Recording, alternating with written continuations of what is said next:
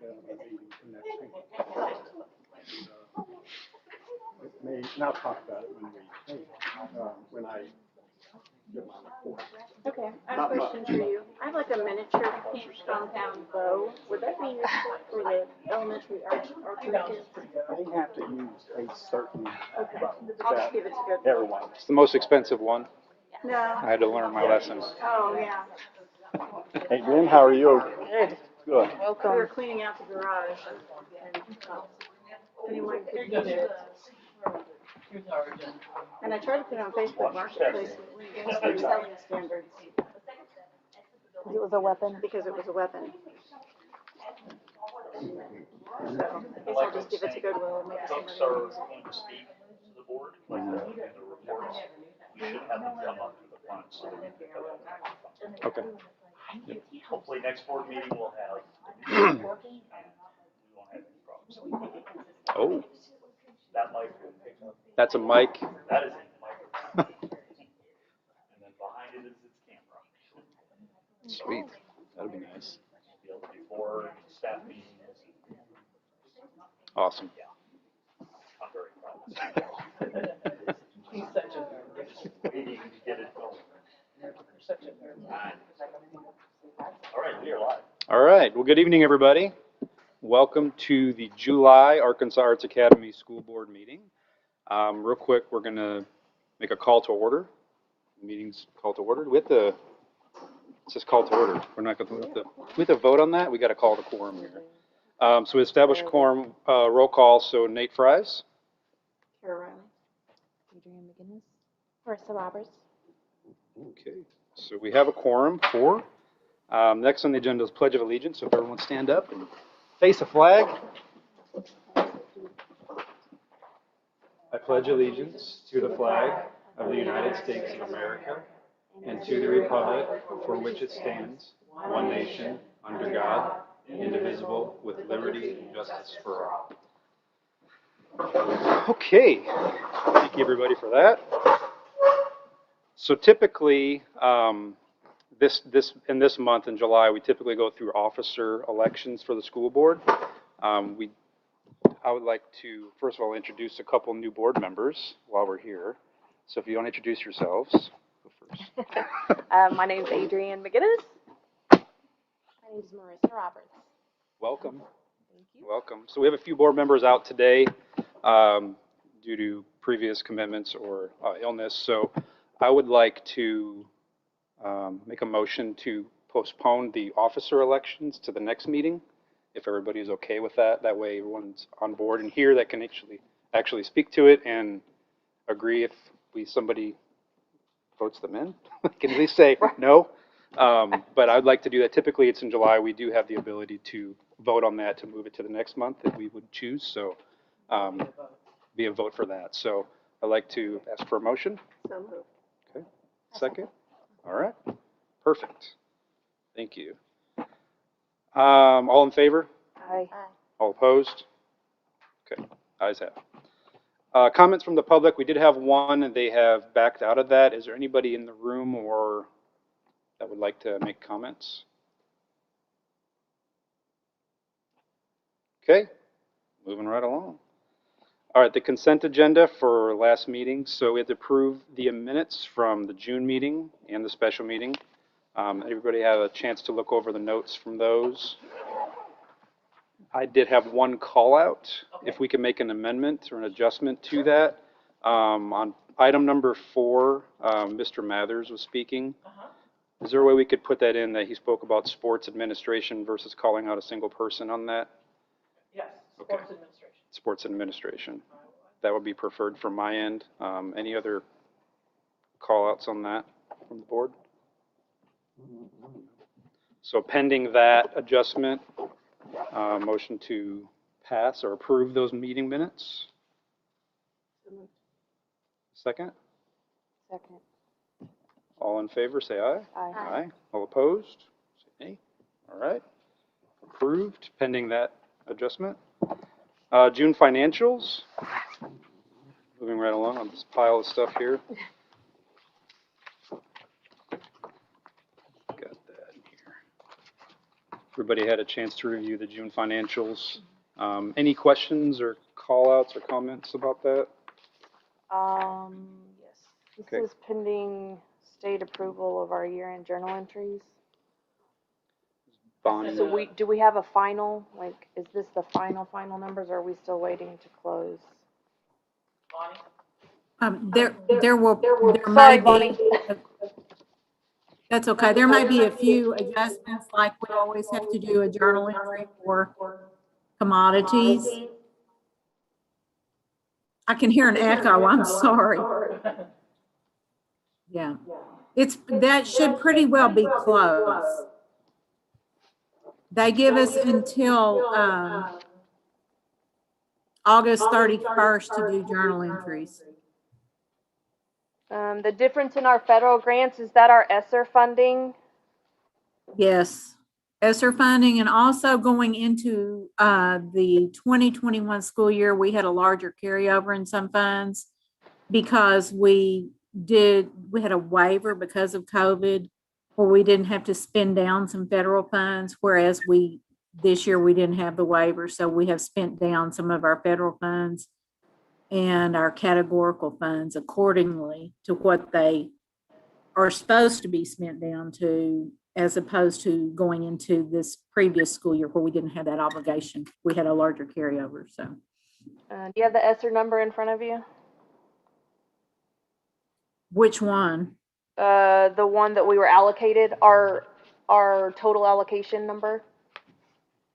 We had $370,000 in ESSER 2 funding, and we have spent, with some things that will probably be accrued back to the previous year, about $125,000 of that. We also have an additional supplemental ESSER 2 funding that is $270,000, I believe. I don't have that right in front of me.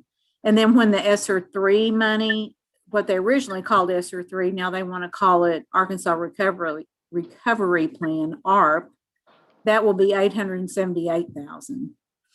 20% of that fund, 20% of that $878,000 has to be spent on learning loss. It needs to address that. The other funds did not have that stipulation that the ESSER 3 or ARP funds, 20% will have to be spent to rectify learning loss. By the way, the ladies on the left and the right of you, Nate, I have to commend them because they are color coordinated and that looks great on the screen. Bonnie, I'm sorry for all the questions. I'm just catching up. That's fine. Which part of these ESSER funds are already in our were already in the budget for last year? The ESSER 2. Okay. All of them? The supplemental was not budgeted, and we haven't spent any of that. We haven't spent all of the ESSER 2. We still have about 200 and something thousand of it to spend. Yeah. And then we will have the ESSER 3 money. The ESSER 3 money has to be spent by 2024 school year. Okay. And that's the big one. Did we have any loss on revenue attributed to attendance issues this last year? Not this last year. Now, going into next year, we'll probably get about $200,000 less in student growth funding, just because we're getting closer to our cap of 1225 students.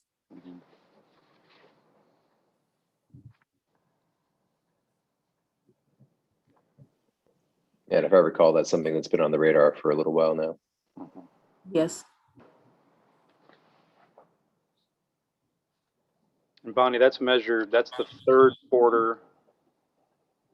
It is the third, it's an average of each quarter, the previous year, fourth quarter average, and then the current year, the 1, 2, and 3 average quarters. So it's compared to what your student count was the previous year. Got it. Do we have an idea of what that might look like for this next year? I'm just going to throw a number out there, 200,000. I think we got 400 and something thousand this past year. So it just, and a lot of it, Nate, is going to depend on what our student count goes to We got 457. this school year. 457. Okay. Oh, look at this page. Gold star, Debbie. This is our child nutrition in the black.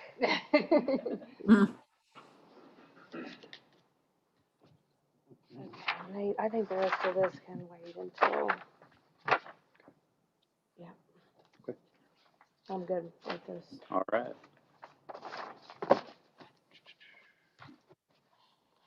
We approve that, do we? Do We we have a approve board that? report that we have to approve? Bonnie, what are we It's the approving consent for agenda. these? We just approving that we received that? I think this is part of the consent agenda, isn't it? Yep. Yes. Yeah. Okay. All right, and then enrollment report. The enrollment report remains consistent. We haven't had anybody that has chosen to move on, we've replaced. We're still anticipating 1,212 students. Do we have the number of virtual yet? We will, the last I heard was we had 5 virtual at the high school and 12 at the elementary, and they were going to try to encourage them to come on campus. You said 5 and 12, sorry. Correct. But I don't know, I think maybe they, principals could update you on that figure. I do not have an enrollment figure. We have 14 virtual now. 14. Okay. And Matt, how are you guys handling that? Are they just all assigned to one teacher and we're still doing Lincoln Learning? That is the plan to utilize Lincoln Learning. As far as how it's going to be staffed, that is still under consideration, honestly. Okay. And we don't know what the high We school. will be doing the asynchronous learning only is the only option for virtual on the high school campus. So the cap is 1225. We're showing on the enrollment as of 8/4, 1,212. Correct. That's pretty full. That's gonna be tight. full. Okay. We don't really have the facility to handle the 1,225 at this time. Okay. So the 1225 is the state cap. Our That's cap what- is that's what below our that. cap is for the Okay. state. Got it. And that's until when, Debbie? That's until when? Our charter's Our up. charter was approved for 10 years. We're in year 5.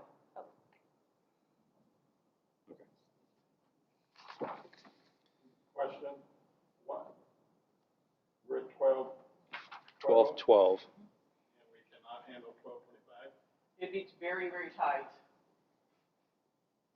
Is that a Well, staffing or is that It's what I like a was told classroom space? by the principals, I believe. I mean, we could I mean, squeeze another you're 13.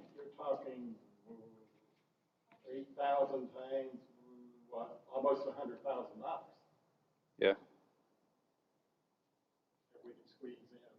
What's our average classroom size at elementary? 22? 20, let's see. 20 K through 3, 4 through 6, 22. Okay. How about high school? It It varies, I know. varies Yeah. a bunch. We have some classes that are up to about 30 kids. I would say probably 25 in a classroom for the core classes would be about our average. Just asking the question, is there room for more in the high school for the core classes? I think we could do it. It would be tight. And if you'll notice on the enrollment, you'll see that the class that is not at our cap of 110 for each class is the senior class. And it's just, no one wants to change their senior year. So the 110 per class is the cap. Yes, sir. Okay.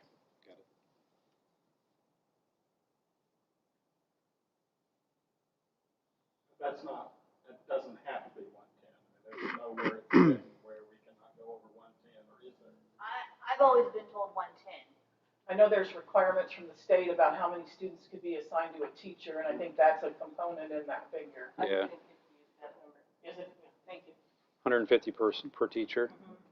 And in a core class, if you have 6 classes of 30 kids, you're Okay. maxed out. Okay. Got you. I guess what I would ask then, If principals could go back and just take a look, is there any room? If not, there isn't, but if there is, it'd be good to have those, because we got plenty, 629 on the waiting list. It's not going to take a dent out of it, but it is revenue, and it is important. So just make one more look. If we have any room for growth, great. If not, Yes, that'll be our whatever. registrar at the high school campus will return from vacation next week. And Okay. so he'll be filling in any spots that we see. But I do believe it is more for, because if we added 30 more, just seventh graders, we don't have the staff to host those. But Sure. if 30 more seniors wanted to come, Sure. Yep. that would be a different story. That's fair. Yep. Okay. Moving on. District reports. Child nutrition and cycle reports. Miss Debbie. Yes, summer has been quite busy at the administration building as we close out the last year and set up for the new one.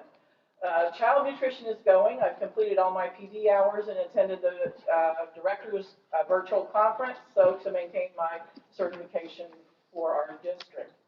I mentioned this earlier, but it's great sadness that I share Ariel Smith's resignation as our child nutrition manager for our campuses. Her last day will be July 23rd. She has done a superior job for us, and my Airmark is going to find it challenging to replace her. Our summer feeding program is going well, and we are able to feed community families as well as our students that are on campus. During the new business section, we'll discuss the fifth and final year contract with Airmark, which will conclude our agreement with them. Next spring, we will send out bid packages to secure future services. We did end the year with a positive balance, as Adrienne mentioned, in our child nutrition account, and that's exciting for me. Y'all, it's unheard of. Yes. I mean, it's really unheard of for any child nutrition program to make money. So, I mean, seriously, Debbie, that's a big deal. Thank you. The ADE has given us final word that this school year will again be free meals for all students. I'll be sending out a formal announcement to our AAA community this week announcing that. Victor Craig and I are working on rolling over our Horizon Solana nutrition program that we use to get ready for school next year. I have completed all the end of the year reporting to ADE, which has been quite extensive, and now I'm beginning the beginning of the year reports. I've been working on scheduling the mandatory PD for the bus drivers required by ADE Transportation. Bonnie and I have been working on issuing purchase orders for the new school year for recurring expenses. All my inspections were turned into the state on time. In Section D of the new business, you'll see we need to sign the statement of agreement to the state to attest to the fact that all the inspections were done in a timely manner, and we passed. And finally, Victor Craig and I completed the eSchool and eFinance rollovers on June 28th, and we are ready to roll. Not a fun task either, so thank you guys for doing that. Debbie, this year, the free meals for all students, how does that impact our need to collect the child nutrition apps?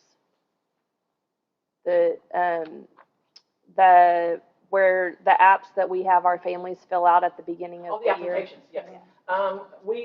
They are extending last year's qualification, however you qualified for free or reduced meals, to extend through all of next year. So people that were approved by application last year will not need to complete an application this year. It will come forward. Any new families that will choose to fill out an application to secure other things such as free ACT testing, free summer camps, and things like that, that a qualifying application allows children to do, I'll accept those applications any day. Okay, so do we need them as a school does that affect our funding in any way? It can affect our funding in the fact that we have if we don't meet the basic minimum, which this is dusting off the cobwebs, I think it's 28% free and reduced or poverty. It can impact some of our federal funding. Okay. So is there a plan at the schools? In my mind, as a parent, I hear you say free meals for everyone. Right. So then I say, well, I don't have to fill out that form, Correct. which I don't, to get my child free meals. That's However, it's really important to the school that we get those forms back Yes. so that we can have all of the funding that we need. So how are we gonna do that? Last year I addressed it by reaching out to all the families that qualified the previous year and also putting it out on social media, the importance of the application process, even though they were receiving free meals. And some families still opted not to fill out an application. And at the end of the year, when they needed proof that they qualified for summer camp or something, I said, I'm sorry, you didn't fill out an application. You're free to do that now, and I can process it, which I did for a few families. But that's, I mean, other than calling every family, make the applications available online, through the registration process, back to school night. Matt and Rachel, can we make sure that that's part of our, like, open houses and that those are printed out and like stacked up for parents to pick up? Yes, yeah. Heather and I have already talked about, different expectations for our open house, and then all of the high school kids are in an advisory class, and that first week, that's gonna be the advisory teacher's main goal is, have you turned in these forms? We'll probably make it a competition. First Perfect. advisory to get all in, gets ice cream. Perfect. Thank I can you. also have an Airmark employee here at open house to hand out applications or answer any questions that parents might have. Okay. Anything else, Debbie? That's all I have. Okay. Health and wellness, Nurse Katie. So health and wellness is still primarily just COVID. I'm sorry, would you possibly come to the front because I don't Certainly. see anyone. We'll be able to hear you online. Yeah. Thank you. Hot seat. Oh, good. Yeah. Oh, my goodness. That's not Not stressful. doing We need to That's get not you like a stressful special at all. hat. or Okay, Like the speaking stick. so I'll apologize ahead of time because I'm basically a positive person, but this is just not a great report. I'm concerned due to the increase in COVID-19 cases in Northwest Arkansas and our low vaccination rates statewide. Within our own district, we've had 7 positive cases in the last 4 weeks. While our school has over 70% of staff and several students fully vaccinated, the majority of our students are not vaccinated or are not eligible for vaccines yet. Studies over the last year have shown the spread of coronavirus in schools increases with an increase in surrounding community transmission. In August of last year, when we started school, the percent positivity rate for Benton County was 6%. Currently, Benton County has 9% PCR and 25% rapid positivity rates. Benton County has 40% of eligible residents fully vaccinated. While masks are not required, they are strongly encouraged for our staff and students who are not vaccinated. We have the benefit of experience as we've navigated a school year during a pandemic. However, this year will have different challenges. Nearly all students will return to campus for on-site learning. While the CDC has said distancing between students can be considered safe at 3 feet instead of 6 feet, the guidance for determining close contacts for a positive case of COVID-19 remains 6 feet from the infected person. With more students on campus, 6 feet cannot be maintained everywhere, and thus will lead to more students requiring quarantine in the event of a positive case on campus. As a school community, we need to continue to be flexible. The Department of Health stated last year they would provide guidance to schools through the 2020-2021 school year to help us determine our level of response based on COVID-19 cases in our school and community. However, when we had an increase in cases and reached out to the Department of Health early last school year, we were advised to contact the Department of Education. Based on this experience, if the Department of Health does not give assistance this year regarding closures and levels of response, administration and myself, with the approval of the school board, will develop levels of response based on specific metrics, so we have a plan moving forward for our district. We have several things we will be doing to help mitigate the spread of COVID-19. There will be hand sanitizing stations throughout the campuses like we had last year, masks on hand for those who choose to wear them, isolation areas for students who present to the health office with symptoms of COVID-19, cohorting students, sanitizing classrooms after a student has shown sick symptoms and been sent home, I've also reached out to Andrew, the pharmacist, or one of the pharmacists at Debbie's Family Pharmacy in Rogers to set up 2 more COVID shot clinics, one in the fall, which would be about 6 months after the last one that we had, and then one next May before summer starts, just to allow students to age into the eligibility. And then as new information comes out in the fall, because we were told that we would have more information regarding younger children receiving vaccines by the fall. As more information comes out, we may update that and move up shot clinics. We also have COVID-19 rapid tests available on the campuses that we could utilize, but a parent or guardian would be contacted for consent before these tests would be administered. The Department of Health will release updated quarantine guidelines and guidance for schools by the end of this week. Questions? From what I understand, wasn't something released today saying that absolutely as of August 1st, all students, no school district can require students to wear masks? Right, yeah. Yeah, so they're not required, but legally we cannot require them. Katie, do you have the space to deal with all the kids coming into your office? So we have on both campuses 2 areas in the health office for isolation. Those are reserved specifically for fevers, but what they're seeing with the Delta variant is it's not necessarily fevers, it's cold symptoms. So as Maribel and I start the school year, we need parents to be patient with us because it's going to be hard to differentiate between cold, allergies, COVID. But we will, we each have 2 isolation areas. So if we do have sick kids come in, but I do have concerns that we will have several kids that we need to send home.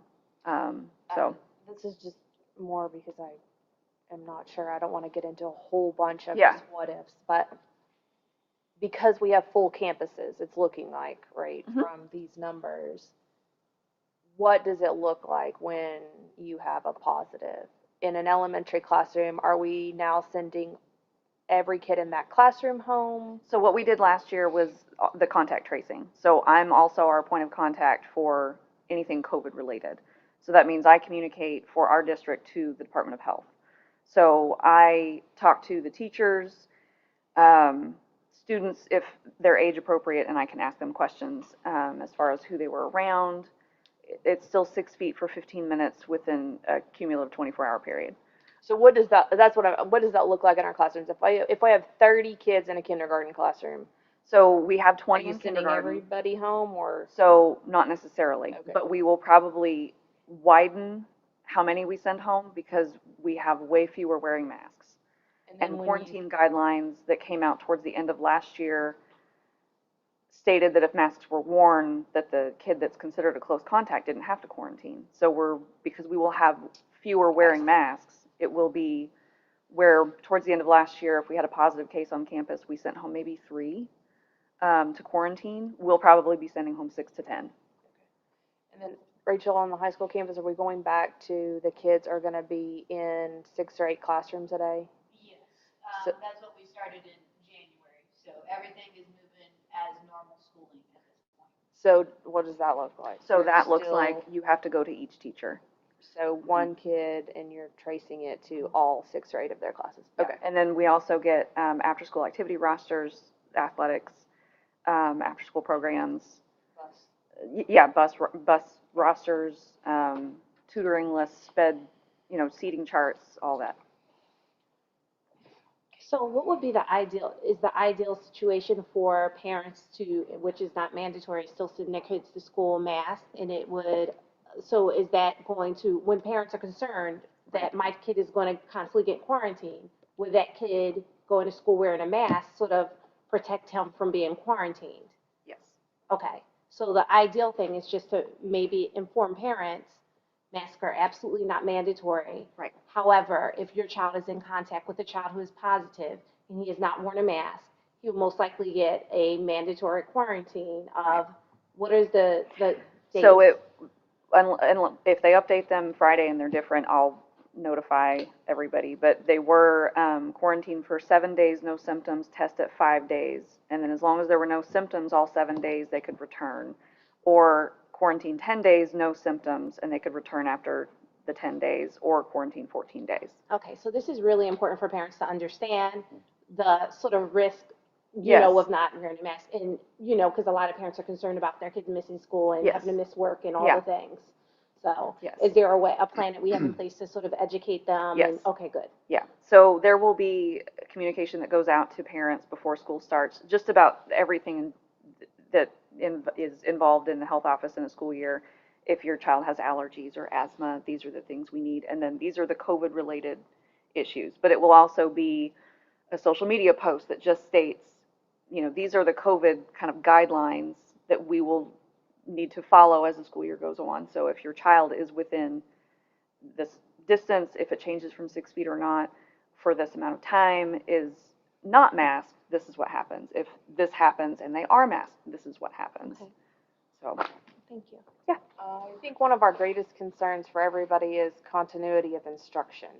So if Katie sends home 10 second and third graders, are they gonna move to Lincoln Learning, or are their teachers gonna give them the work at home, or are they just missing 7 to 14 days? Same for the high school.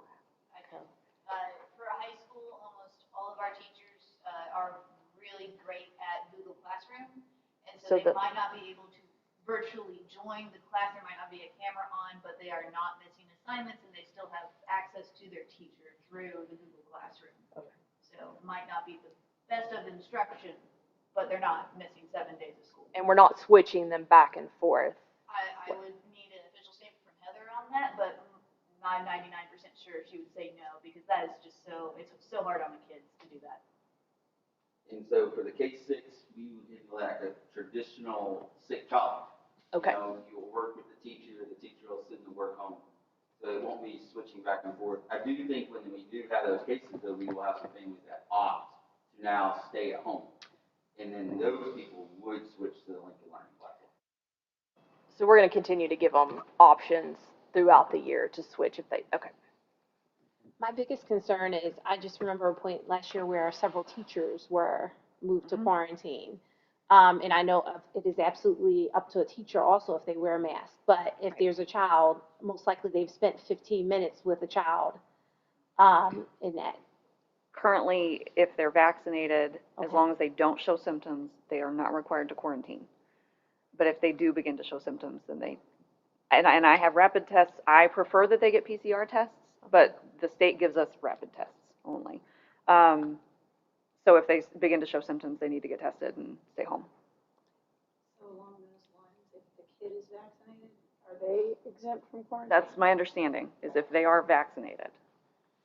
So at that point, the kid has to provide proof or?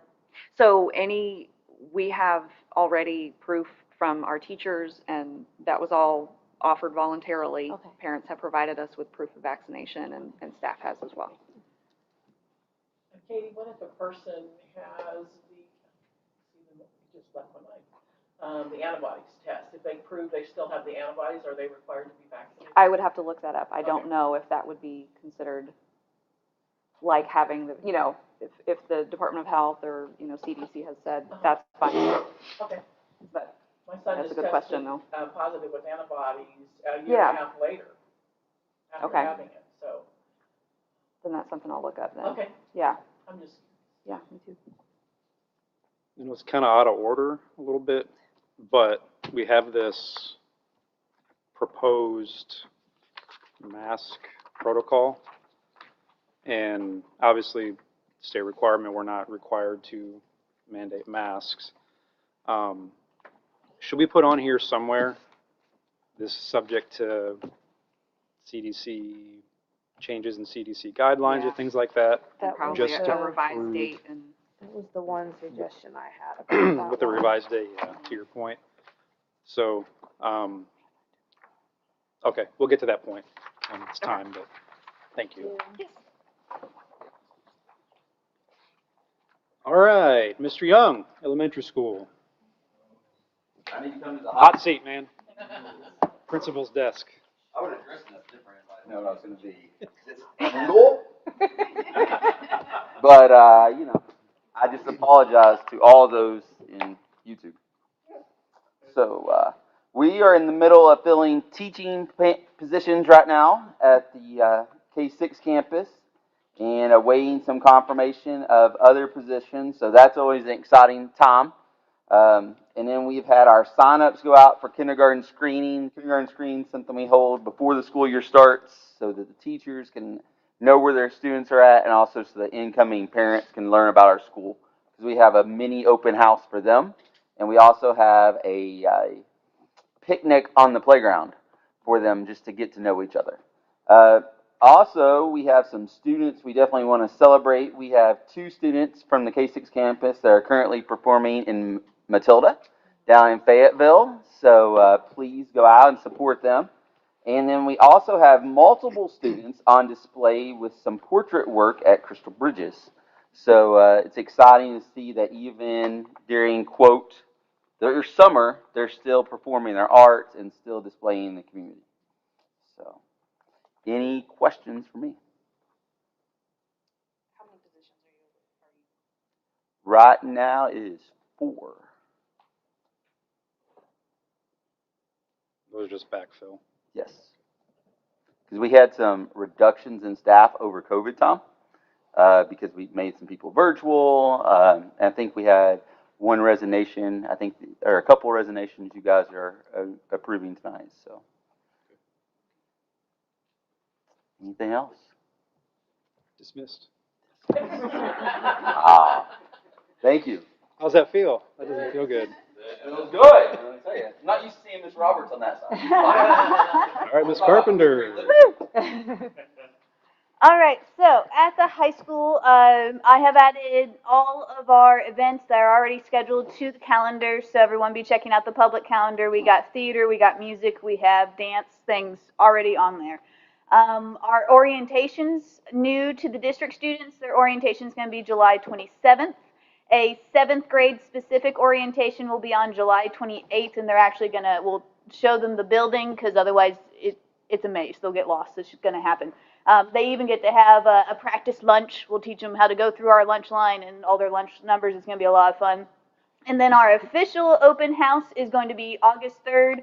I already have been contacting our community partners, and they'll be setting up booths. So tutors, the music stores around that do rentals and everything, they've been invited to come show what services they have, as well as any after-school programs and such, so that our parents are kind of a one-stop shop of everything they need for the coming school year. Our teachers are going to be returning to campus on July 29th for professional development. And we are changing our schedule for this coming year. We're changing to AB Fast Friday. It was Wednesday was fast. We're moving it to the end of the week because no one liked that in the middle of the week. So we heard you. We are changing it. Mr. Craig has done an excellent job getting us Chromebook lockers. Those are the big boxes you'll see just randomly throughout the school. And those charge all of the Chromebooks. When the kids get to school, they take their Chromebook out, they put their cell phone in. It will charge their cell phone and also keep the cell phones out of the classroom. It's a wonderful plan. I'm excited for it. We did interviews. Thank you, Mr. Gisman. We have done interviews for our 4 open positions, and all but one of them have been filled, and we'll be filling the one. It's our admin assistant that we just have some questions for Heather when she gets back into town. This is actually probably our smallest turnover in a really long time, just having 4 positions that we got to fill. As Debbie mentioned, Ariel Smith and Tanya Keys have done a great job providing meals for our families. They've even fed kids that have come in for summer camps. They can eat breakfast, go to camp, do lunch, go back to camp. It's been really great. We are looking for stakeholders to join us in the handbook committee.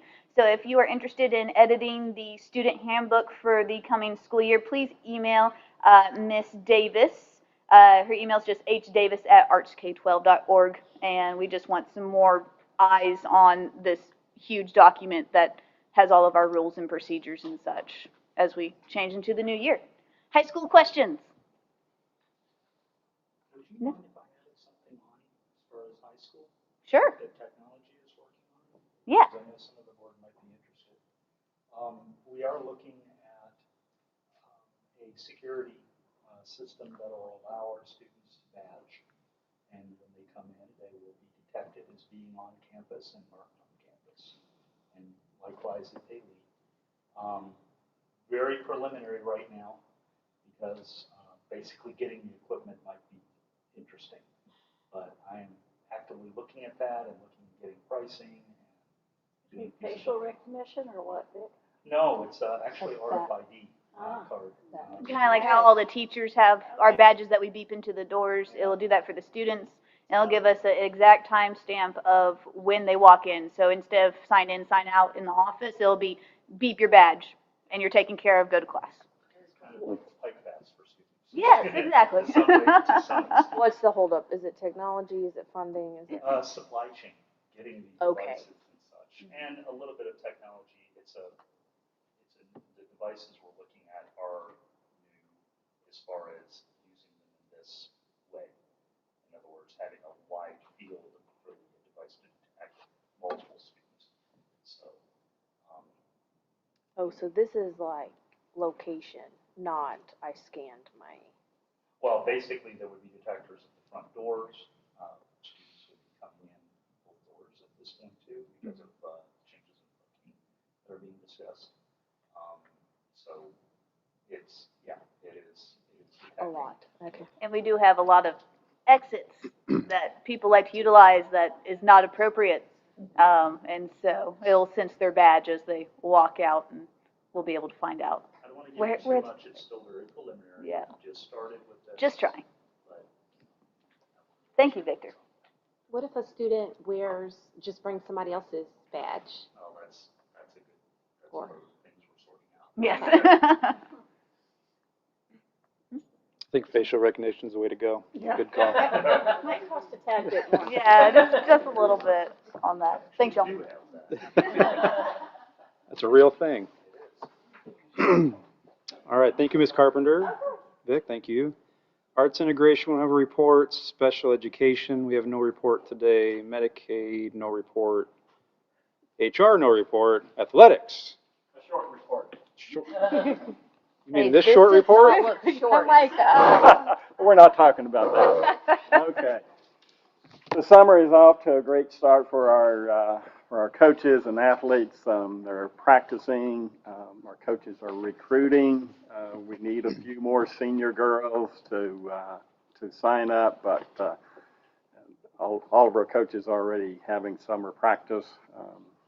Coach Perry is doing the running, so we're off to a good summer start. We're looking into additional funds, fundraising opportunities. Always need that. And that's really about what we have. Now, what I handed you is just, I'm thinking it will generate some questions for next Tuesday night. And if you do have questions, just shoot me an email. The first one you have is what is in the high school handbook. Just the sports that the students will receive high school credit for, a PE credit. The second one is a very, very rough draft of a sports athletic handbook. I talked to Joey Walters at Arkansas Activity Association. I said, all right, who has the best in our area? And he said, P. Ridge. So I called Kevin Ramey over there and said, hey, you're the best. So he shared the document with me. He said, do whatever you want to with it. So instead of creating a new one, I'm just cutting and pasting and all. But, that took a break when I took a break for the summer. I said, David, you're going to have a summer break. So that was put on the back shelf, but I'll continue to work on that. And we can talk some about that next Tuesday evening. The next document you have is the sportsmanship manual, and this is in the Arkansas Activity Association handbook. This goes out to every school, and this is something the coaches go over with their athletes across the state. And Coach Fred went over this with his basketball players via Zoom, and you have to sign off that you've seen it. The next item is taken from the Arkansas Activities Handbook, and this is the eligibility. This is what they say qualifies you as far as your academic, if you're eligible or not, the guidelines. The next one, How are we tracking that, Dave? Like, are we? through eSchool, I pull it up, and once you get into it, you see what grades that we look at, and like for this fall, we're going to look at the second semester of this past year. One thing I was going to wait until next week to share with you, but our athletes, our 10th, 11th, 12th grade athletes, their average GPA was 3.1. The average GPA for all 10th, 11th, 12th graders was 2.6. So, Okay. just speaks for itself. This just talks about residency, how students are eligible. And the one thing that is hard for some of our parents to realize is that we do not have a district. You do not live in Arkansas Arts Academy District like you live in Rogers School District. If you live in Rogers School District, you can play. I mean, that's guaranteed. But in our district, we don't have one. So we have to go through a different eligibility transfer domicile process. And sometimes it's pretty heated. I know. The next page is on classification. Why are we playing flipping? Why are we playing alpina? Why, this is the start. It'll talk about classifications, how they're made, when they're made, and then you turn over, or the next set is the current conferences, and it starts out with a 6A. We're in 2A, it's a few pages over, and it shows our conference that we were in this year, and we'll be in one more year. Classification is determined by enrollment. It's a 3-year average of grades 10, 11, 12 attendance. So they take a three-year average. They then put that in order, and when the current classifications were determined into 2019, we were in the 2A. But the next sheet will tell you that we have moved up. Now we're in 3A. In fact, we're 15 from the top of the 3A classification. We won't move into this until 21, 22. And what you can do is look where we are. We're in the 3A, and we're, like I said, 15 down. You should just look at schools in our area. And looking at that, Green Forest is in our area, Elkins is in our area, Lincoln, West Fork, I don't know, I can't remember, but what the state will do is they'll take the 48 3A schools, plot them on the state, and then group them in conferences of 8. So if you're that little outlier, then, you're like Fort Smith Northside. They have to travel to Central Arkansas to play all of their games. Fort Smith Southside plays everything on Interstate 49. But just the way it rolls out. Have nothing to do with it, and just the way it is. So this just identifies who we can compete against Yes. as we change. Yes. Okay. And next week's meeting, is it here or are we doing it Zoom? I think we said Zoom. Okay, so we don't have to vote on anything. No, and I'll have a PowerPoint ready to go. But So I guess if you, if there is a voting item, we can do it at the August meeting. Yep. Okay. So we'll consider it a work session rather than a meeting. yeah, Yeah, I think it's called a working session, I believe. Yep. but if you do have questions, why, shoot me an email. Otherwise, you can just ask me that night. So, all right. Good. Thank you, sir. All right, on to new business. I have, we Yep. need to revisit, we only voted on the minutes, we need to include the financials and the enrollment report as Okay, well. thank you. All right, so June financials, get a motion to approve as it's You can do shown. it as a group. if As you a want. group, both of them together? Okay, so the whole consent agenda? Correct. Approve the consent moved. agenda? Motion? moved. Second? All in favor? Aye. All opposed? Okay, thank you. Thank you. All right, new business. So the RMARC fifth and final contract renewal for I just need attachment board 4, approval for that. board approval for that. I Call can't outs? find anywhere about the background checks. I'm Okay. sure that they do them, but, That may be in the original contract, I'll find it and send it to you. can we, yeah, and when we put out The packet. the packet next year, let's just make sure Yeah. that we call that out. I know they do it, I'll find it. I know that they do it too. It's I just would feel better if we in writing. I saw it in here. Only question I had, outside of the one we talked about earlier, on page 3, it talks about an Exhibit C. I can't find an Exhibit C. I will find it. Okay. Yeah, even on page 4, it does that for Exhibit C, and it may be on here, it's just not labeled as Exhibit C, and I'm not sure what that is.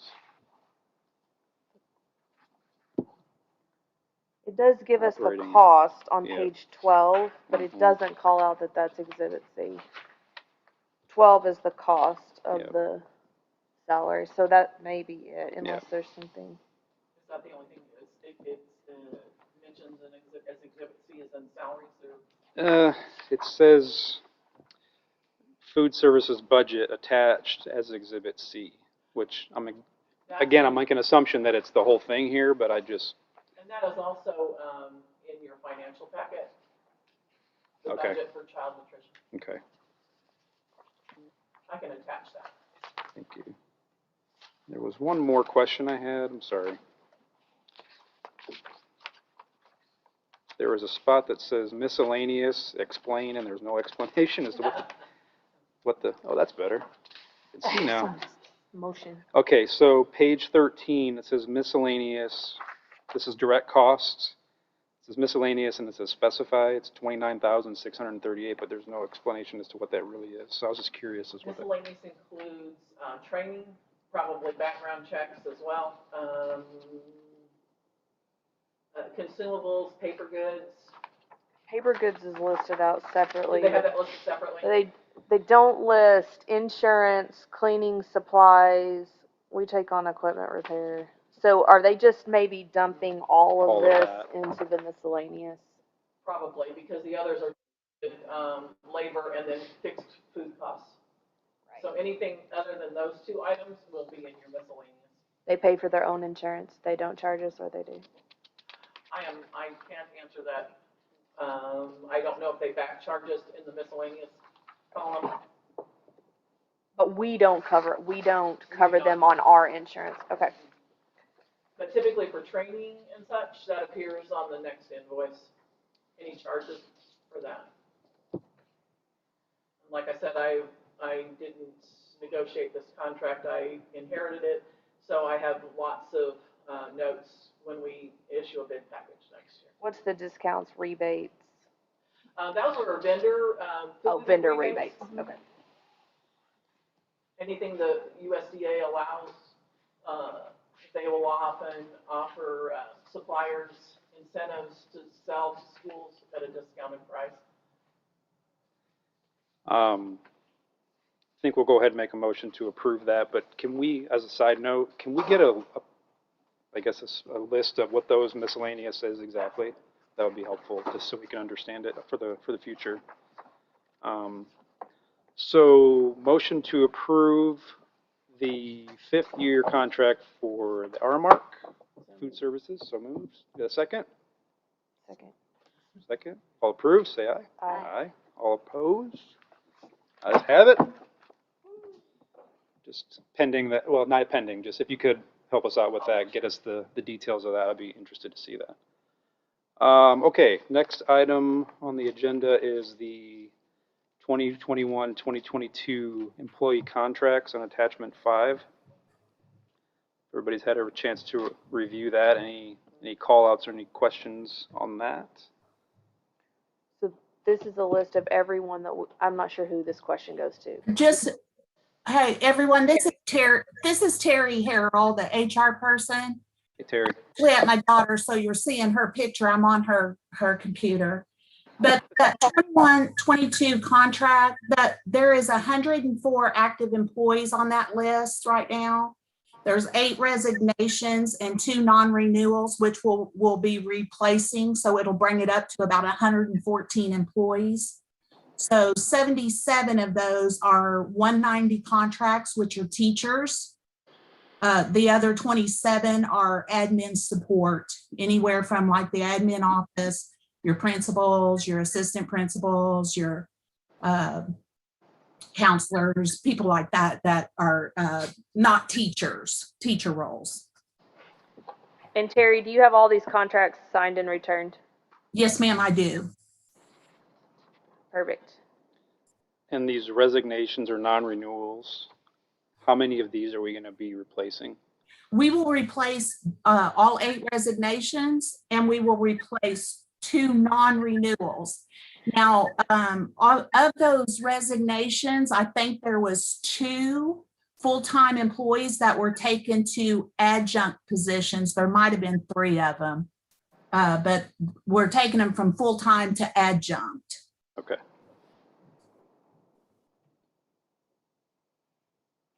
You're on there. Okay. All right, so have a motion to approve the employee contracts. So moved. Do I have a second? Second. All right, all in favor, say aye. Aye. Aye. All opposed? Motion passes. Thank you.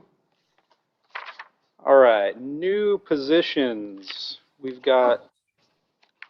There's just something I want to bring up about those, Mr. Fries, if I may. Yes, ma'am. The new positions is the Dean of Support Services, which is a full-time position. There's 2 social worker positions that are full-time, and learning guides, which are part-time positions. These were all recommended by the previous CEO to be filled. What he recommended is that those positions would be paid out of ESSER 1 funds and the American Rescue Plan Act, which is the ESSER 2, and then ESSER 3 funds, which is the American Rescue Plan Act. Those funds are going to run out by 2024. We have to spend those by 2024, is my understanding from talking with Bonnie. That's correct. Yep. Yes. So if we approve these positions, if they're approved and we pay them out of those funds, once it ends, we have to revert those. Those positions will either end, or we will have to pay them out of our operating funds. Yep. Yes, sir. Okay. So anyway, I just wanted to make that clear on those positions. Now, I was also talking to Bonnie and Kathy, and we were talking about the Dean of Support Services. That's an administrative position that we don't really believe are going to qualify to fall under ESSER funds, because ESSER funds are used for loss of learning. Mm-hmm. Yeah, my understanding is that after reading this, Terry, this won't qualify either. This Dean of Support Services will not qualify for ESSER funds. Yeah, that's what I kind of found out today. So that's my little piece on those new positions. On What on about those. special education teacher? The special education teacher, that is a new position, and what I've got on that, and Beth Scott can talk more about the need for that position. That position is going to be paid out of, I believe, the teacher's salary, which is operating funds. But Beth can talk more about that one. Is it already in the budget for this year? I believe it is in the budget for this year. It's in the 60 budget for special education.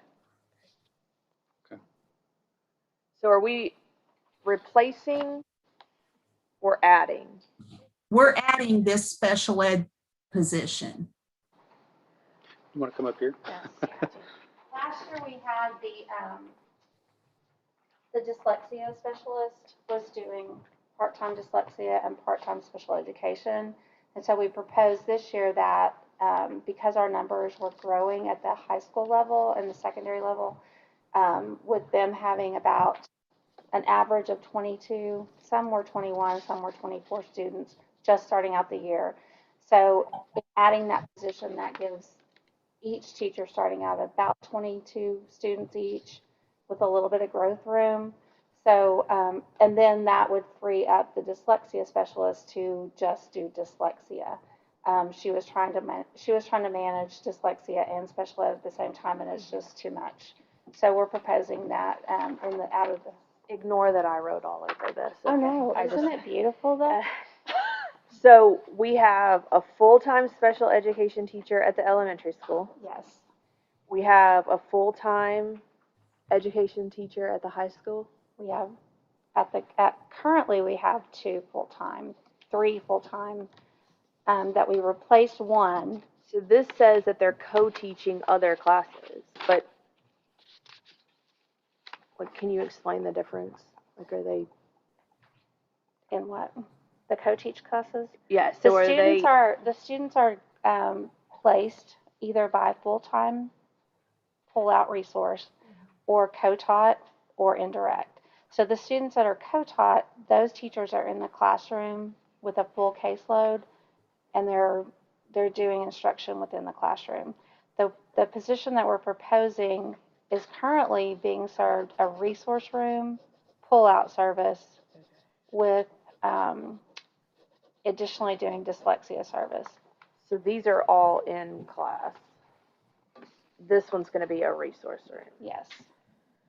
Do we have, what is our setup for special ed? I'm sorry. Do we have self-contained? We do not have any our, students that are self-contained at this time. Okay. No. Do we have any classrooms that are 1 to 8 or 1 to 5? I don't We remember have all the one classroom numbers that's 1 to SPED. 25. And that's the resource room that I'm proposing that needs a SPED teacher. That needs its own teacher. And this Yes. is the secondary level? Yes. And who has been covering this for us? In the past it was covered by Miss Gladden, who is dyslexia and resource. And we need her full-time. Dyslexia. So is she returning full-time? So dyslexia. Okay. Yes. At the high school, but then we have a full-time dyslexia at the elementary? Yes. Jackie Harden. And we're trying to find a speech pathologist? At the moment, we have 2 full-time speech pathology opening, or 2 full-time speech pathology positions, but our numbers are kind of low right now, so I haven't been like diehard actively seeking a speech pathologist, because the current therapist can do the numbers that are there right now.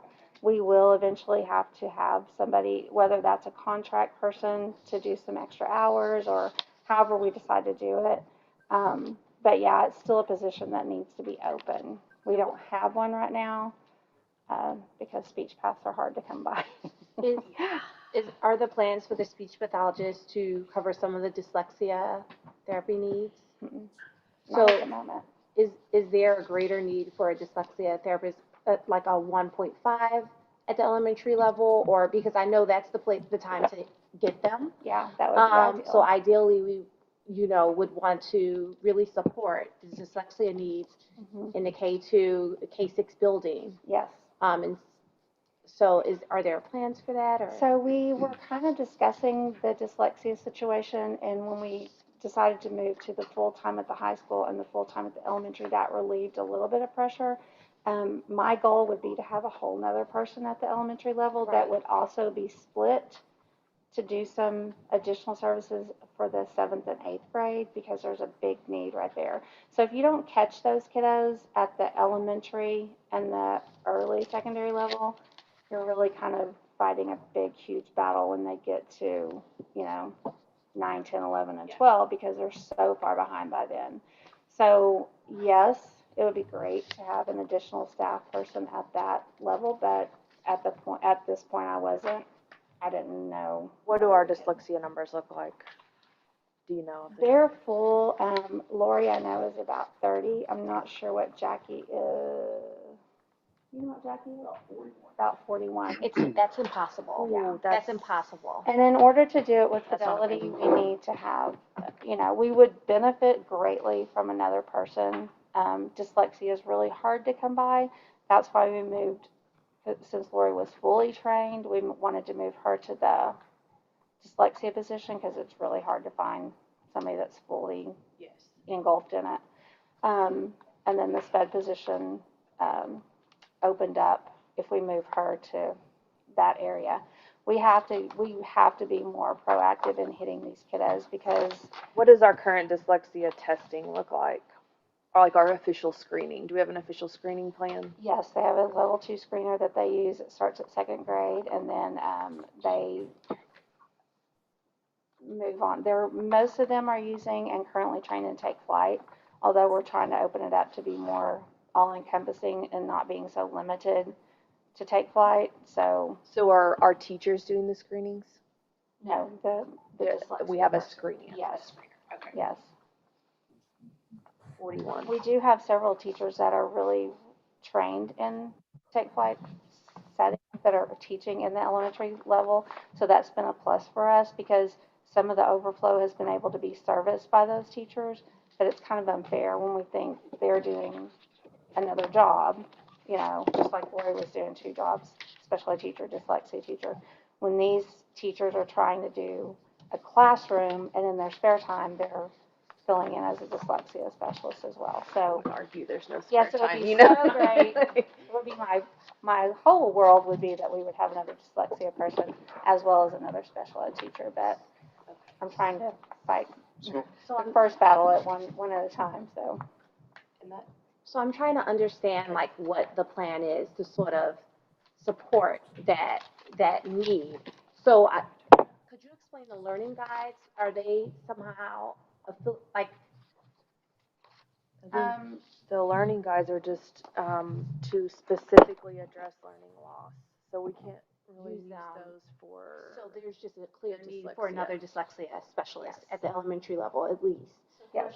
We get rid of the Dean of Support Services. Right. We're gonna have extra ESSER money, could we not use that to, yeah, We can for a little bit, but we'd For a have to little have a bit. plan. yeah, but at least it would get us. Well, I think through at that point, when you get to the point of needing the extra funds for that, and the ESSER money is gone, you can use Title I money for that. You can also use a portion of special ed money for that, Right. because it's an RTI service.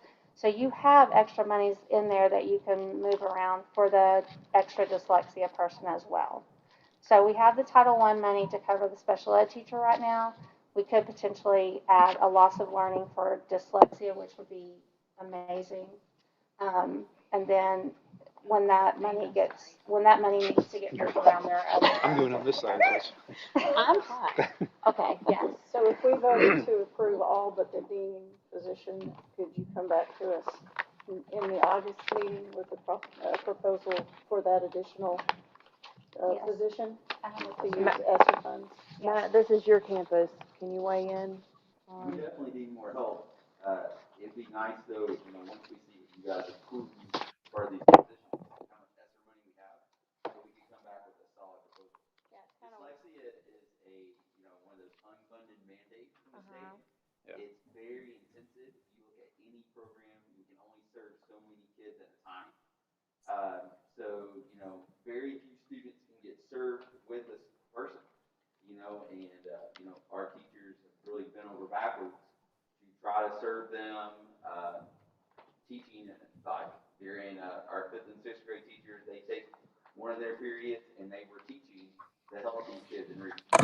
kind We of, would love to come back with an idea. this is kind of putting you on the spot, because I know you don't have these numbers right in front of you. Any idea the gap between the kids that need dyslexia service and who we're able to serve? Because I think there's going to be a gap there. Do you? Yes, because like when you talk about take flight, you're really talking about, 4 days a week, an hour a day. When we're talking about fidelity. Right. And so you think about in a school day, a teacher does have to eat, and a teacher has to have a planning time. That's something we're required to do. So you're like, I would say 24 is a good number for a dyslexia interventionist using Take Flight. Depending on the program, you can get your numbers a little higher, but all those state-approved dyslexia programs are very focused. At least 3 days. Most of them are 3 days Right, but at least. Take Flight It's 4 days. is 4. Right. Yeah. And even those 3-day ones, best practice, most of them 4. Right. That's why it gets hard on a secondary campus, honestly, Yes. because the way their schedule works. That's why we have to get them, honestly, when they're young. And I hate to say attitudes change about reading when you get to 7th grade. If you're struggling in reading, when you come to any 7th grade campus, you're expected to read for most of your learning, that really shuts you down. So Matt, who is who is the point of contact for the Title funds, Title I funds? We don't have a point of contact. That I think it's Debbie. Oh, but you take care of. Oh, no, I don't touch Title I. You don't. Okay. We lost them, or like they don't work. The CEO with was handling that, I believe, wasn't it? Yeah. Okay, So we'll I address handled it that the year later. before. Okay. And then when we had our new CEO come in, he took over. So I'm trying to understand the tier 2 portion of servicing students who potentially have some reading, because it seems like we serve them at level 1, but at tier 2 to sort of maybe catch some of those kids. Because if our current load is 41, and I know from experience that we have a greater need than that, is that where the learning guides are coming? Like, I'm just trying to see. To be honest with you, I think the learning guides were presented as more of an aid kind of tutor kind of position instead of a true. Yeah, this is after school tutoring. The aides don't really have anything to do with. So it wasn't directed at loss of learning for our dyslexia students. And I know that we graduated some students up to the high school that, are 2 to 3 years behind in reading. And so if we could really hit those kids hard at the elementary level, we would close that gap up so much easier. Okay, I'm trying to verify the need for them is why I'm digging. Like, is that somewhere where they can be used that would actually be more effective, or? Yes. Okay. 100%. At the tier 2 level supporting reading. 100%. Okay. Yes. Okay, so Jackie has 41 students she's servicing, and you're saying that really she should have 24. Yes. And then what I'm trying to figure out is, I'm assuming you have more than 41 that she could service if. Those are 41 that have gone through the entire process and have characteristics of dyslexia. Okay. We have many more, and I must admit, being a small charter school, we do receive students that have struggled at Yes. other locations. And are they not want to receiving go the services they someplace and need. get help. Yes. Yeah. And other charter schools in the area definitely do not cater to people who need help. So when we get a lot of kids coming and say, hey, we've been missed. Yes. We need help. And at the high school level, we've been kind of band-aiding it because Lori's been trying to service a full caseload of special ed students plus her dyslexia students, which some of them carry over to they might be special ed as well as dyslexia students, but she's got a lot of doubled ups. But this year, the plan for Lori is to be only Yes. dyslexia at the high If we school. approve that special ed position. Okay. Okay. So you need. Can I I guess this is appropriate, make a motion to just go ahead and strike the dean of students position since that doesn't appear to be appropriate, and then go ahead and approve the special ed one, and y'all come back to us with an additional position at the August meeting I could do that. that we can approve for hiring. And let's be sure and write that one up for ESSER funds for right now, just that it's specifically addressing, to be covered by those ESSER funds, it's gotta be specifically addressing learning loss, but we can say in dyslexia, in our dyslexia population. Okay. Debbie, what? Just say, we really do not have a special ed position open.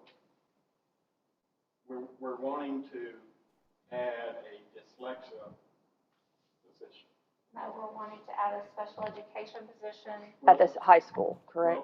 at the high school. Well, what I'm saying is, you just open that up by creating another position. It's just semantics and all, but we do not have a dyslexia position at the high school approved, and No, she's already there. so that's the Unless the- position we need to approve. That's the new position. Am I not? Is that I not see what you're right? saying. So you're saying, so she's already, Ms. That Gibbons, switch has already been it's made. just, it's one position, but it's naming it dyslexia, not special ed, because special ed's gonna be backfilled. Because this is a new position. The special ed position. So David, are you saying we need to approve a full-time The position that dyslexia? Lori has is a new position. Right, we need to approve Oh, and Lori's that- And this would be a position? backfill.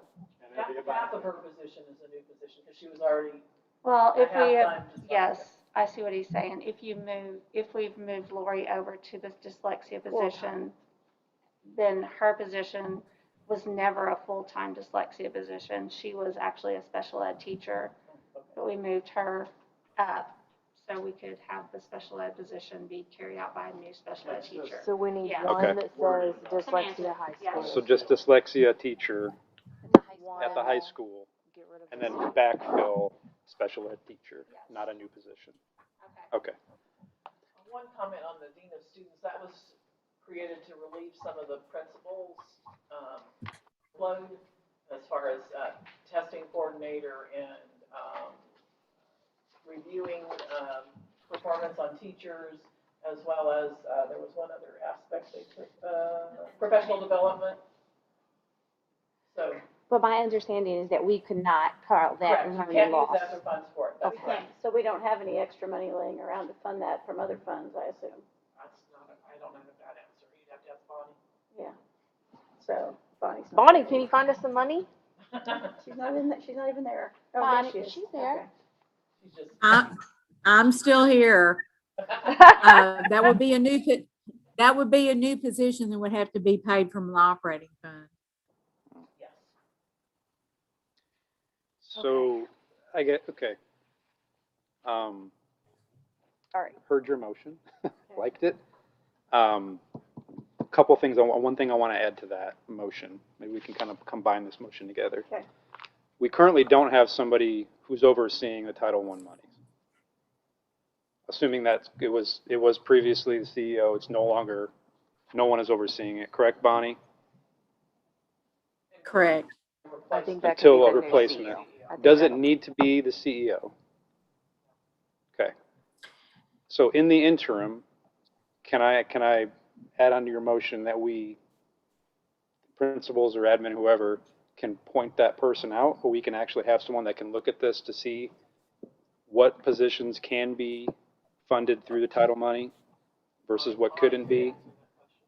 And is that something, who had it before Mr. Burrows was here? Mr. Young had it? I think it's something we can talk about possibly giving the interim CEO when we discuss that. Okay. May, Yep.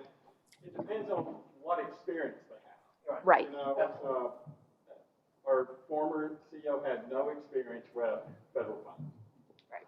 And I don't think what I'm hearing is, can we wait until that position is filled, and do we ask that question?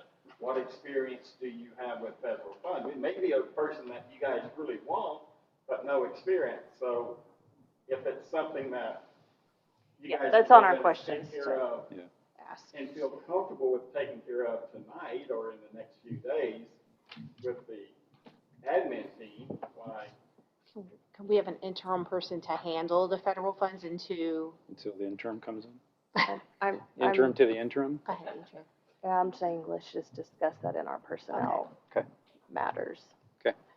Let's address these four that they've asked us to address. You said I was just gonna say, why No don't to we this one. not approve, because right now we can't pay for it that we know of. So let's not Yeah. approve the Dean of Students position. And it sounds like we can pay for the other three positions, so I move to approve those. okay, now the special education Needs to be adjusted. teacher, we need to not approve because you're gonna rewrite it as Yeah. a dyslexia full-time, right? So we need, Well, but we're still hiring a full-time special education person. Okay. So we just need you to come back to us with a full-time dyslexia position. And I guess whatever other position you need to fill the dyslexia gap, if one full-time person is not enough. So what, full-time and half-time, or full-time, 2 full-times? Full-time high school, full-time elementary. We have full-time high school, we have full-time elementary, and then if we add one, I would like to say that it would be full-time, maybe 75% elementary, 25% high school, so they could still catch those 7th and 8th grade kids when moved up, because there's still a little bit of a gap there. So the special ed position then is just being replaced with my new person that would come on. So we can still Approve approve this. this one, and basically you come back to us with two full-time dyslexia spots, since we didn't actually change the existing person to full-time yet, Okay. right? Am I doing the math? And one of them needs to be, one of the dyslexia, the one that's 75, 25, whatever you just said, I'm so sorry. My brain is too full of numbers. Needs to be written up for ESSER funds for the next 2 years, and then we'll address that when we have to cross that bridge. Okay. and in terms of the learning guides Mhm. and improving them as is, like, I don't know if we need to move to approve these. So these learning guides are only working after school, and this is a voluntary, the students get to volunteer, or the families volunteer whether or not they're gonna be served with them, The principal designates who needs the extra help. but it's a parent choice. Is it Yes, after they school? can deny it. Yes. Yeah. I just worry about them being, the kids that need to be serviced actually being served. Is that a Good valid point. concern, principals? I would That's a good actually point. like to ask that we relook at the learning guides. Okay. Because I'm really concerned about the kids that need to be serviced. Those are not typically gonna be your kids that are gonna stay after school. The after So school, I would really nope. like to I think it's a great idea, and I think that we need learning guides, but I feel like we need to really look at how they're gonna be serviced throughout the day on our time, instead of expecting them to be serviced after school on campus. I think that that's gonna make more of an impact on the kids. So, We should just approve the special ed position, and then y'all come back to us. And the social worker. Oh, yes, and the social worker. And then y'all come back to us with those other positions for the beginning of August. technology is good too, part-time technology. Oh, right, okay, sorry, I got all caught up. Whatever. That's a lot of stuff Striking here. the learning guides and the dean of students, we're making a motion to approve the SPED, social workers, and the part-time technology. Yes. Did I get that right? Okay. Question on social worker. Sorry, I'm gonna keep Okay. asking. We're almost being here till midnight. I feel like I've lost control here. I don't know what's going on. Sorry, Nate. No, it's okay. Keep the questions. Social worker, where would that come out of? ESSER. That comes out of ESSER. Yes, and yes, that qualifies. Especially coming off COVID where you had a lot of students at home. Okay. Yeah. And then the part-time tech. Where is that?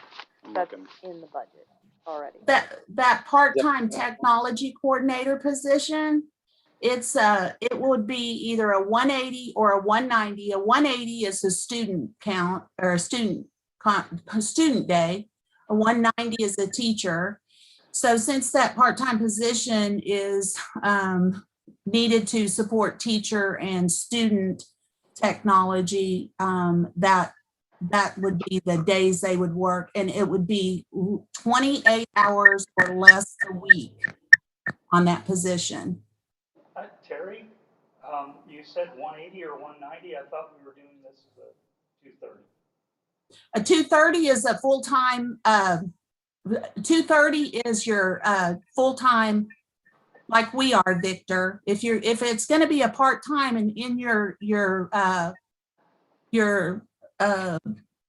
I'm sorry, I'm exhausted and trying to see this, but when you explained the need for your position, it was to support the student and the teachers. Yeah. I assume that it would be a 180 or a 190, but nevertheless, it would be a part-time, which is 28 hours or less a week. Yeah, I mean, it also staff too, teachers and staff, yeah. Bonnie, is it budgeted? Is this a new position? No, not at this time. It's not budgeted. And the plans are to I get mean, but the budget won't be finalized until the September board meeting. Yeah, I had put that into our budget request that I submitted originally, so. So is it gonna fit? I mean, it fits. And, okay. I don't have any more questions. I don't think. Okay. So the motion was To approve all the positions. all the except the dean of positions students except the and dean learning guides. and the learning guides. Okay, Is that right, Debbie? That's what I have written down. okay. So do I hear a Subject to change. So are we motion to, approving the part-time tech as a 180 or 190 days? 190. Okay.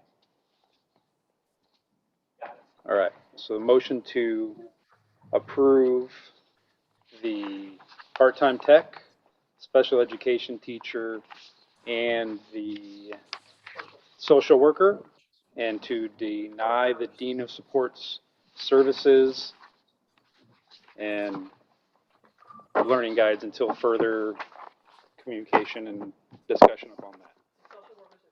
Mr. Fries, Yes, ma'am. will we make sure that we're approving one or two social workers? I just want to make sure which ones, what we're approving. The proposal was for two.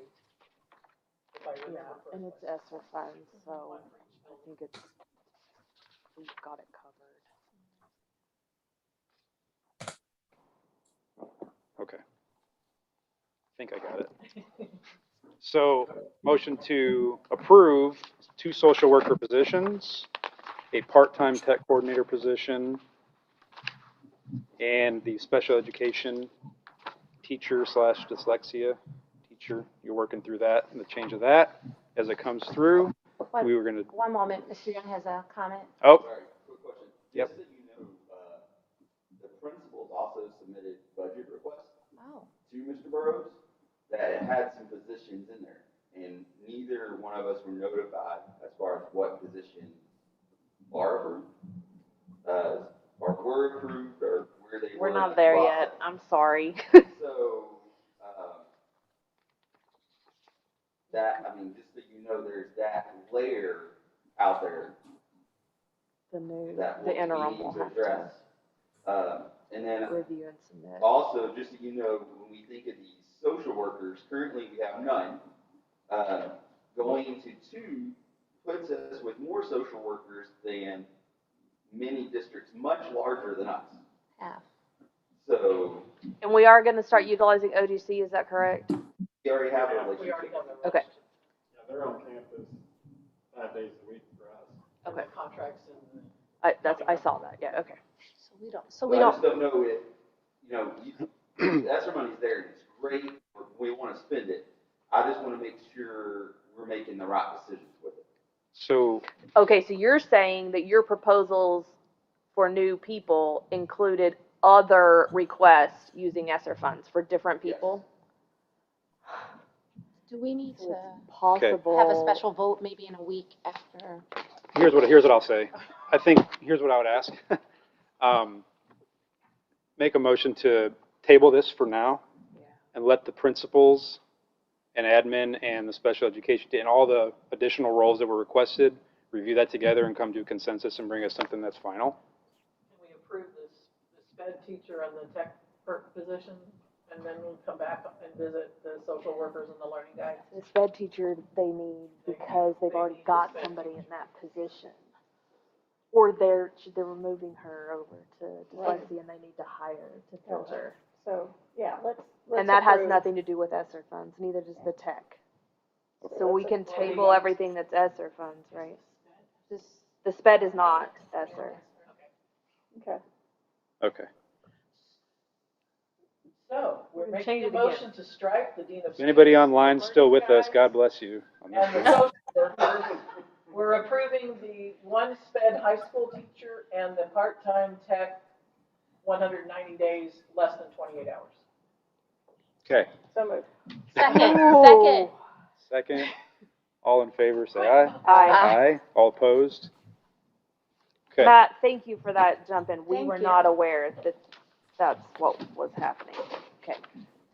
Thank you. Thank you, Ms. Harrell. We need a break. Yeah.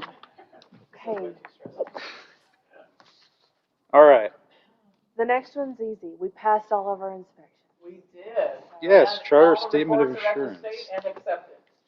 So we just need to approve the statement of assurance and have Mr. Fry sign it.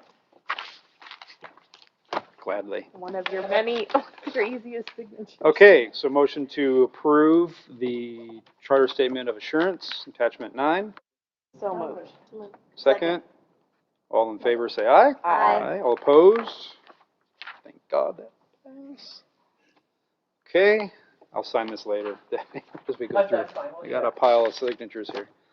Okay, the long-awaited mask protocol for school visitors, school district and visitor.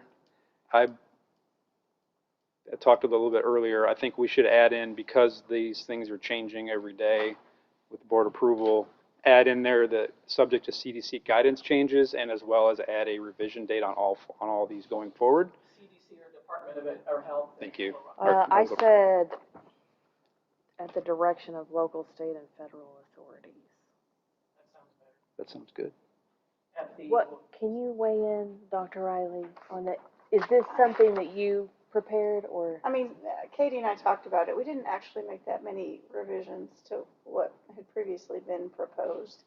You know, I think state law trumps anything that we are going to put forth. Okay. So honestly, this is just kind of a pat on the back that we're acknowledging state law. Okay. But when it comes down to it, at the end of the day, well, you really can't force anybody to do anything. recommendation. So, I mean, I don't know that it really matters if you put your extra words in, because it's still not going to actually change anything. And we're going to have a board meeting every month to have an opportunity to change this recommendation. So I just think we should approve it as it is. I do like Because putting the date on It's everything. not going to make any difference. Okay. Yeah, let's make sure we get dates on everything. All right. It's the only thing we're adding is a date. Yeah. And we don't want to put anything about pending state or federal If the mandates. state, if think the if they state come at us and- guidelines change, if the law changes, This doesn't mean it is anything. what it is, Okay. you know, Okay. so If you're good with it. I'm fine. All right. Motion to approve addition of revision date. So moved. Second. All in favor? Aye. All opposed? Awesome. Moving right along.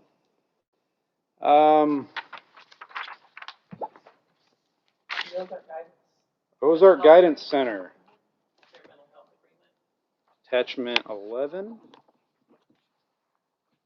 Do we have dedicated spaces at each campus?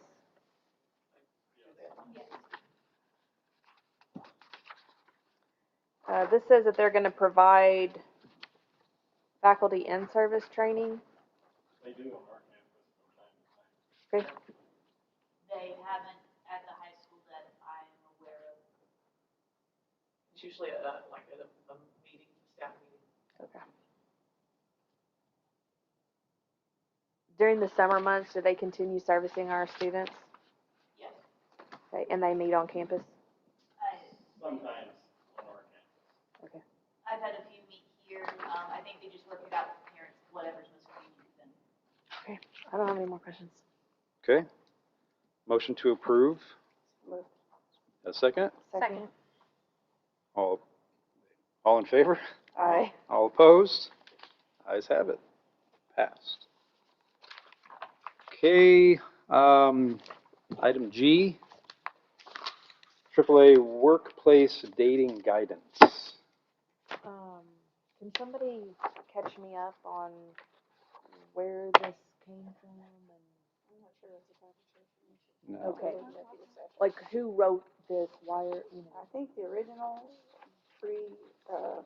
crossed out revisions was actually written by Burroughs. okay, can we What talk about this in? we can, but what I would executive just, session? yeah, we can. I just have one question on it. Is there not a state or local, in our book, in the guidebook, policy manual on this type of thing? Not in our policy manual. What about in like the state? I don't know if the ADE has a recommendation. We can research We'll that. talk Yeah, through it, let's- but I think there might be. I think I Let's check remember with seeing Trip or- something. But, so, motion to table this? Second. Second. All in favor? Aye. All opposed? Okay, we'll table that based on that.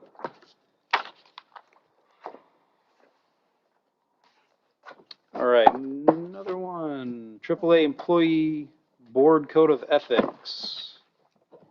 Attachment 13.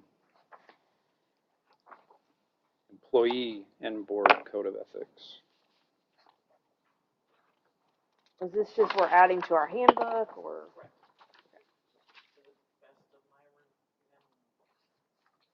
It's to cover gifts, This- gratuities from people soliciting business. Did this come from a committee, from our former CEO? I believe it was the former CEO. Okay, We table this. table that one as well. Okay. Motion to I table? move to table. Motion to table? Second? Got it. Approve, all opposed? Got it. Everybody said aye. Aye, Okay. sorry. Thank you.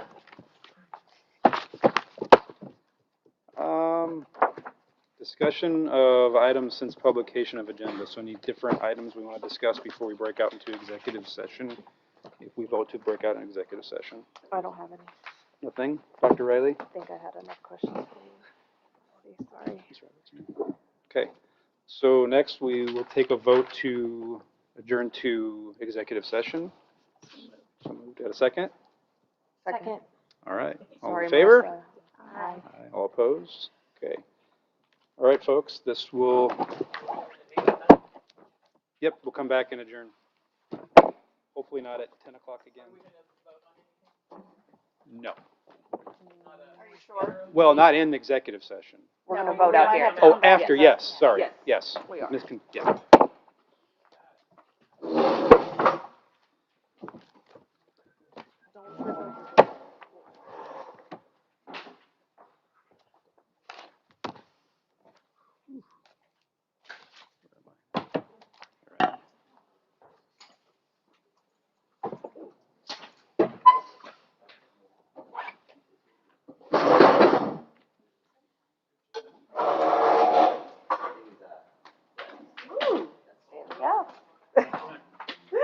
I'm sorry. Next month meeting, we'll have it out of the way. No, don't kill the new board members.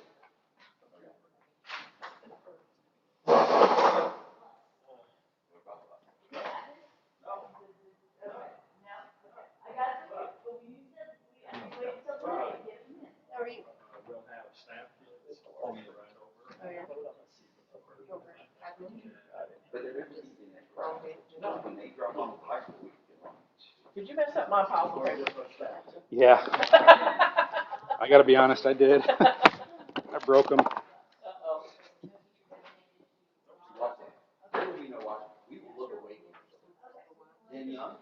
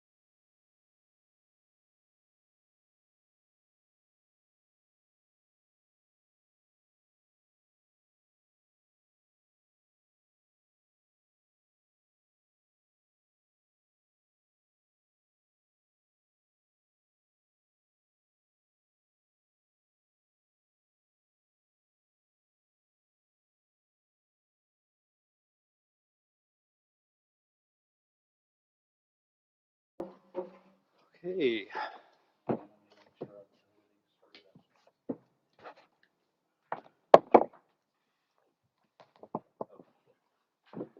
Ready? Okay, welcome back, everybody. The last piece on the agenda is we are going to be voting to make an offer to an individual for the interim CEO position. We're not going to name that person right now. We feel like it's best for us to give them the opportunity to hear it from us versus somebody else. So we're going to make a motion to make an offer to an individual from the list of the candidates that we have. Do I hear so moved? Do I hear a second? Second. All in favor? Aye. Aye. All opposed? Okay. I believe that concludes the meeting for this month. Motion to, Oh, I got to do that. motion to adjourn. All right, motion to adjourn the meeting. So moved. Second? Second. All in favor? Aye. Aye. All opposed? All right. Thanks, everybody, for waiting on us, and we appreciate it. We'll see you next month. Can we now know who the candidates are? Oh. I don't know. We're really trying to avoid Okay. this person being notified via text before we can even reach them. Gotcha. Yeah. I understand. Way to put it.